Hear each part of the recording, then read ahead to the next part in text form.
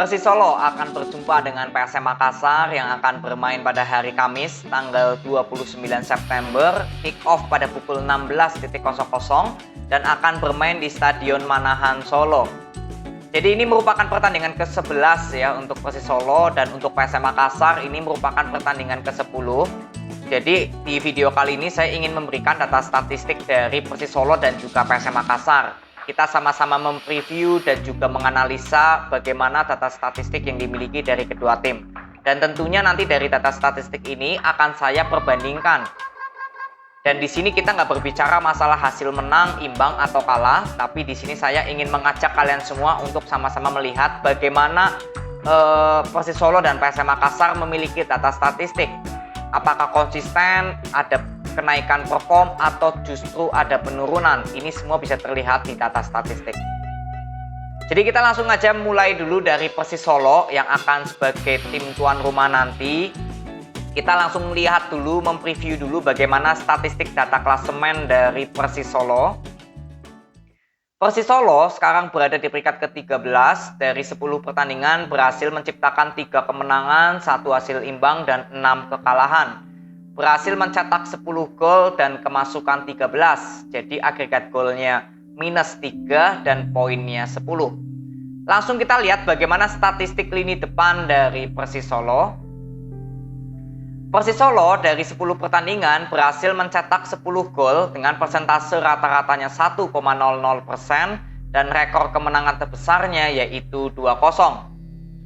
Jadi sama-sama kita lihat di sini. Standar minimum yang saya berikan untuk persentase jumlah mencetak gol sebesar 1,50%. Dan di sini Persis Solo masih di bawah dari standar yang saya berikan. Artinya lini serang dari Persis Solo ini masih bergulit di masalah mencetak gol. Karena kalau kita mau artikan 1,00%, ini menandakan Persis Solo sepertandingan itu hanya sudah maksimal mencetak 1 gol saja. Kalau kita mau rata-rata. Jadi lini serang dari Persis Solo ini masih bergulit di masalah mencetak gol. Tapi nanti kita juga lihat di 3 pertandingan terakhir, apakah Persis Solo ada peningkatan untuk di sektor lini depannya. Kita bahas dulu di sektor lini belakang dari Persis Solo. Persis Solo dari 10 pertandingan ini kemasukan 13 gol dengan persentase rata-ratanya 1,30% dan rekor kekalahan terbesarnya yaitu 0-2. Jadi sama-sama kita lihat di sini bahwa standar maksimum yang saya berikan untuk persentase jumlah kemasukan gol sebesar 0,80%. Dan di sini Persis Solo sudah melebihi dari 0,8. Artinya sektor lini belakang dari Persis Solo ini kurang baik. Karena kalau kita mau artikan 1,30% ini, sepertandingan Persis Solo sudah pasti kemasukan 1. Dan sisanya 0,3 menandakan Persis Solo juga sering ya atau jarang-jarangnya pernah kemasukan lebih dari 1. Jadi artinya untuk Persis Solo di sektor lini belakangnya ini kurang baik. Lalu kita sama-sama lihat di 3 pertandingan terakhir apakah Persis Solo di sektor lini depan dan lini belakangnya ada peningkatan, karena sama-sama kurang baik ya di kedua lini. Kita sama-sama lihat di 3 pertandingan terakhir. Persis Solo kemarin menang 2-0 atas Bali United, lalu kalah 2-1 dari PSS Sleman, lalu imbang 0-0 dengan PSIS Semarang. Jadi dalam 3 pertandingan terakhir, Persis Solo berhasil memperoleh 1 kemenangan, 1 hasil imbang, dan 1 kekalahan, berhasil mencetak 3 gol dan kemasukan 2, dengan persentase mencetak golnya 1,00% dan persentase kemasukannya 0,66%. Jadi kita lihat dulu statistik lini depan dari Persis Solo. Jika kita bandingkan dari 10 pertandingan secara keseluruhan, ini jelas terlihat bahwa sektor lini depan dari Persis Solo ini masih belum ada peningkatan. Masih tetap sama bergulit di masalah mencetak gol. Ya, karena persentasenya tetap sama, 1,00%. Dan untuk statistik lini belakangnya, jika kita bandingkan dari 10 pertandingan secara keseluruhan tadi, ini jelas ada kenaikan perform. Karena persentasenya ini berkurang ya, menurun. Dan hanya kemasukan 2. Jadi sektor lini belakang dari Persis Solo ini sangat bagus. Ada peningkatan di 3 pertandingan terakhir. Ya, jadi tinggal PR untuk Persis Solo ini di sektor lini depannya ya, di 3 pertandingan terakhir masih belum ada peningkatan untuk power mencetak gol. Inilah dari Persis Solo. Lalu untuk informasi tambahan, saya ingin berikan 6 segmen waktu bagaimana Persis Solo dalam hal mencetak gol. Kita sama-sama lihat di sini dari 6 segmen waktu yang saya sudah bagi, Persis Solo paling banyak mencetak gol itu di menit 45 sampai 60 sebesar 30,0% ya. Sebanyak 3 gol mencetak gol di menit tersebut. Dan di sini masih ada di menit 0 sampai 15 Persis Solo belum pernah mencetak gol di menit tersebut. Artinya dari 6 segmen waktu yang saya bagi masih ada 1 yang belum dikuasai oleh Persis Solo. Lalu next, untuk kontribusi pemain, saya ingin lihat bagaimana top skor dan juga top assist yang dimiliki dari Persis Solo ini ada siapa saja. Di top skor ini ada Samsul Arif yang menciptakan 2 gol, lalu ada Matsumura 2 gol, lalu ada Mesidoro ya menciptakan 2 gol juga tapi dibantu dari 1 titik putih. Lalu di top assist ini ada Mesidoro yang mencetak 2 assist dan sisanya masih ada tapi satu-satu semua. Artinya pemain yang paling banyak memberikan kontribusi untuk Persis Solo ini Mesidoro ya, memberikan 2 gol dan juga 2 assist. Jadi untuk pemain yang boleh dibilang memberikan kontribusi paling banyak ya ada 3 ya, Samsul Arif, Matsumura dan juga Mesidoro. Tapi yang paling berpengaruh ini Mesidoro ya. Jadi inilah 3 pemain yang harus diwaspadai oleh para pemain dari PSM Makassar nanti yang dimiliki dari Persis Solo. Lalu kita sama-sama lihat bagaimana jika Persis Solo di 3 pertandingan terakhir bermain sebagai tim tuan rumah. Ya, kita akan sama-sama lihat di sini. Persis Solo kemarin menang 2-0 atas Bali United, lalu 0-0 lawan PSIS Semarang, lalu menang 1-0 atas Madura United. Jadi dalam 3 pertandingan terakhir, jika Persis Solo sebagai tim tuan rumah ini berhasil menciptakan 2 kemenangan, 1 hasil imbang dan tanpa terkalahkan. Jadi cukup luar biasa jika Persis Solo bermain di kandang dalam 3 pertandingan terakhir. Karena nanti akan saya bandingkan dengan PSM Makassar jika bermain dengan statusnya tim tamu akan seperti apa. Ya, jadi inilah data statistik yang saya bisa bagikan dari Persis Solo. Jadi evaluasinya tentu di sektor lini depannya ya, kesimpulannya dan lini belakangnya ada peningkatan yang cukup baik, cukup oke. Lalu jika bermain di kandang juga cukup luar biasa ya di 3 pertandingan terakhir Persis Solo. Lalu kita lihat bagaimana data statistik yang dimiliki dari PSM Makassar sebagai tim tamunya nanti ya yang akan berhadapan dengan Persis Solo. Kita langsung lihat bagaimana data statistik yang dimiliki dari PSM Makassar dari peringkat klasemennya. PSM Makassar sekarang berada di peringkat kedua dari 9 pertandingan, berhasil menciptakan 6 kemenangan, 3 hasil imbang dan belum terkalahkan. Berhasil mencetak 17 gol dan hanya kemasukan 5 dengan agregat golnya plus 12 dan poinnya 21. Langsung kita lihat bagaimana statistik lini depan dari PSM Makassar. PSM Makassar dari 9 pertandingan ini berhasil menciptakan 17 gol dengan persentase rata-ratanya 1,89% dan rekor kemenangan terbesarnya yaitu 5-1.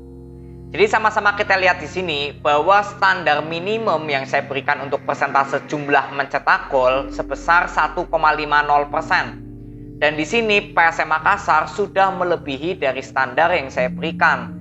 Artinya sektor lini depan dari PSM Makassar ini sangat bagus. Karena sudah tidak berbicara masalah bergulit di masalah mencetak gol gitu ya. Tapi sekarang levelnya yaitu ke menciptakan power untuk menciptakan gol. Karena persentasenya sudah melebihi dari standar yang saya berikan. Jadi untuk di 9 pertandingan ini PSM Makassar di lini depannya sangat bagus. Tapi nanti kita juga lihat di 3 pertandingan terakhir apakah PSM Makassar tetap konsisten di lini depannya. Kita lihat dulu di data statistik lini belakang dari PSM Makassar. PSM Makassar dari 9 pertandingan ini kemasukan 5 dengan persentase rata-ratanya 0,56%. Dan rekor kekalahan terbesarnya yaitu belum ada ya, karena PSM Makassar belum terkalahkan. Jadi sama-sama kita lihat di sini bahwa standar maksimum yang saya berikan untuk persentase jumlah kemasukan gol sebesar 0,80%. Dan di sini PSM Makassar jelas terlihat masih di bawah dari standar yang saya berikan.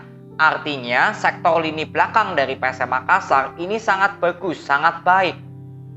Karena kalau kita mau artikan 0,56% ini, jika PSM Makassar sepertandingan gitu ya di rata-rata, itu belum tentu kemasukan 1 gol. Jadi sering mengalami hasil clean sheet atau tanpa kemasukan. Jadi sektor lini belakang dari PSM Makassar ini sangat baik. Lalu sama-sama kita lihat di 3 pertandingan terakhir bagaimana dengan sektor lini depan dan lini belakang dari PSM Makassar, apakah tetap konsisten karena kedua lini sama-sama bagusnya ya yang kita lihat tadi. Kita sama-sama lihat bersama. PSM Makassar kemarin imbang 1-1 dengan Dewa United, lalu menang 3-0 atas Persebaya Surabaya, lalu imbang 0-0 dengan Persik Kediri. Jadi dalam 3 pertandingan terakhir, PSM Makassar berhasil menciptakan 1 kemenangan, 2 hasil imbang dan belum terkalahkan. Berhasil menciptakan 4 gol dan kemasukan 1. Jadi jadi persentase mencetak golnya 1,33%. Dan persentase kemasukannya 0,33%. Jadi kita lihat dulu statistik lini depan dari PSM Makassar. Jika kita bandingkan dari 9 pertandingan secara keseluruhan tadi, bahwa jelas terlihat di lini depan dari PSM Makassar ini ada penurunan. Karena boleh dibilang di bawah dari standar yang saya berikan tadi 1,50%. Jadi sektor lini depan dari PSM Makassar ini justru ada penurunan grafik, ada penurunan perform. Ya, jadi ini yang harus dievaluasi atau bisa dilihat di 3 pertandingan terakhir PSM Makassar.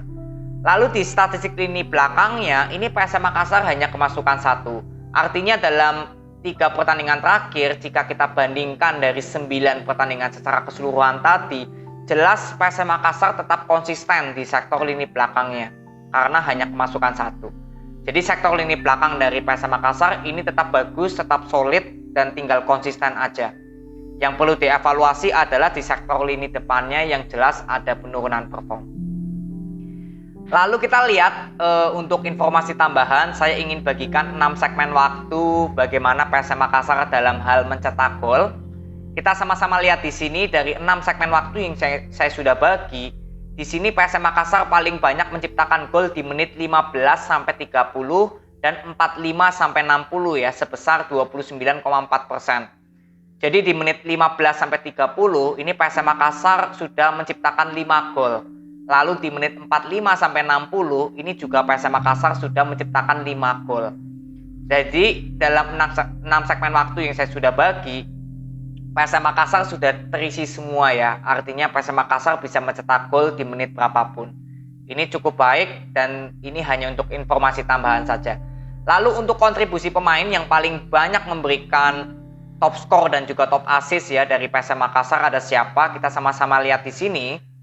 Di top skor ada Yakob Sayuri yang mencetakkan 4 gol, lalu ada Yuran Fernandes 3 gol tapi dibantu dari 3 titik putih semua ya golnya. Lalu ada Pluim yang menciptakan 3 gol, lalu ada Everton 3 gol dibantu dari 1 penalti, lalu ada Sananta ya yang mencetak 3 gol. Lalu di top assist ini ada Yakob Sayuri juga yang mencetakkan 3 assist, lalu ada Pluim 2 assist dan Akbar Tanjung 2 assist. Jadi dari top skor dan top assist terlihat yang paling banyak memberikan kontribusi yaitu Yakob Sayuri dan Pluim. Karena Yakob Sayuri menciptakan 4 gol dan juga memberikan 3 assist. Dan untuk Pluim menciptakan 3 gol dan 2 assist. Ya, ini 2 pemain yang paling banyak memberikan kontribusi untuk PSM Makassar. Jadi kalau kita total, ini ada 6 pemain ya yang paling berbahaya dari PSM Makassar. Ada Sayuri, Yuran, Pluim, Everton, Sananta, lalu ada Akbar Tanjung yang memberikan assist 2. Jadi 6 pemain inilah yang harus diwaspadai oleh para pemain dari Persis Solo untuk melihat PSM Makassar ya, pemain yang paling banyak memberikan kontribusi.